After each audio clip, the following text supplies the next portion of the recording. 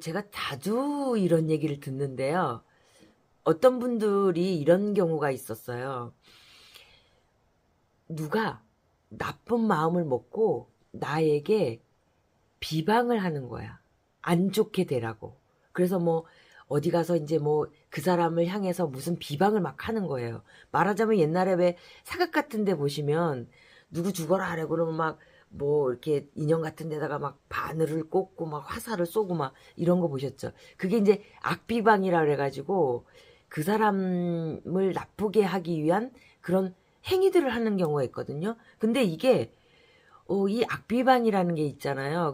쓰는 사람이 오히려 역비방을 당해서 안 좋게 되는 경우가 많은데, 이게 자주는 아니지만 그 상대편의 이 악비방이 나에게 먹히는 경우가 있습니다. 그래서 갑자기 하던 장사가 안 된다거나 그 이상한 기미가 보여가지고 그거를 보면 누가 나한테 그런 악비방을 한 거야. 그러면 이 악비방을 한다는 거는 뭐예요? 상대가 나한테 아주 악한 감정을 가지고 있다는 거예요. 악연이죠. 아주 사람이 나쁘게 되라고 해롭게 해칠 정도의 어떤 비방을 쓰는 거면 그분하고의 사이가 완전히 왼수 같은 사이겠죠. 그러니까 이제 그분한테 그런 비방을 쓰는 거예요. 근데 그것이 원칙적으로 안 먹혀야 되는 겁니다. 근데 이게 나한테 먹혀. 이 비방을 쓴다는 건 무속적인 거잖아요. 그러니까 이제 이게 안 좋은 상황이 막 나한테 비방을 누가 했는데 내가 먹혀. 이래가지고 그분은 이제 어떻게 해결하셨냐? 이제 무속인한테 가서 이제 초를 키는 거예요. 비방을 막아달라고 부탁도 하시고 뭔가 방어적인 걸 또 하시는 거죠. 그러면 또 괜찮아진대요. 근데 괜찮다가 또 그런 현상이 또 나오고 반복적인 거예요. 그러면은 이거는 원초적인 거는 어떻게 해결해야 되는 거냐? 상대편의 비방이 나한테 안 먹히는 사람이 돼야 되는 거예요, 내가. 그거는 내가 힘을 길러야 되는 거예요. 어떤 힘을 기르셔야 돼요?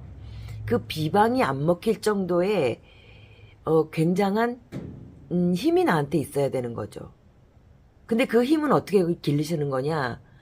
제가 그래서 이 부정 푸는 거를 이렇게 얘기를 자꾸 드리는 이유가 뭐냐면, 내가 평상시에 나한테 내가 어떤 나쁜 기운이 오지 않게 단련을 시키잖아요?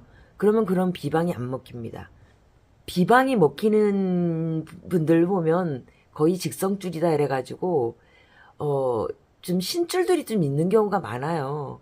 예, 그런 경우가 많습니다. 그래서 그 지기를, 그런 감흥을 느끼는 거거든요. 일반적이진 않아요. 근데 그런 분들 같은 경우에는 그거를 내가 내공을 기르라는 거죠. 그거를 그까지 비방에 내가 흔들릴 내가 아니라는 어떤 힘을 길리라는 거예요. 그게 힘을 길리라는 것이 자기 기도.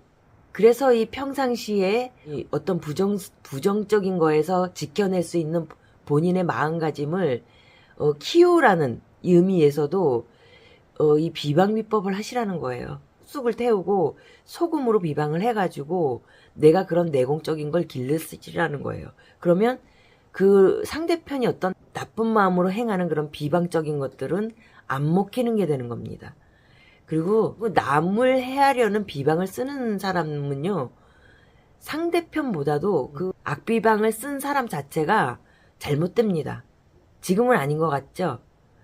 시간이 지나 보면 압니다. 제가 그런 경우를 굉장히 많이 봤거든요. 그러니까 상대편이 나한테 악비방을 쓴다라는 걱정을 하시지 말고요.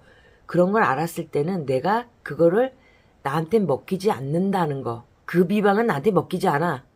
나는 이상 없어. 라는 마음을 기르시라는 겁니다. 그리고 그런 비방을 하시라는 거고요. 제가 이제 이 부정 얘기를 하다가 이 얘기가 생각이 나가지고 말씀을 드렸습니다. 의외로 제가 이 얘기를 참 많이 들어요. 누가 비방을 썼는데 내가 이상하다 이런 얘기. 사실은 본인이 좀 약해져 있는 상태라고 보시면 됩니다. 그러면 힘을 길러야죠. 그것이 곧 부정을 그때그때 이렇게 풀어내는 그런 방법이라는 거죠. 그리고 스트레스 풀듯이 부정도 그때그때 닥치는 대로 풀어내시기 바랍니다. 그러면 오늘 얘기는 여기까지 하고요. 다음 영상에서 찾아뵙겠습니다.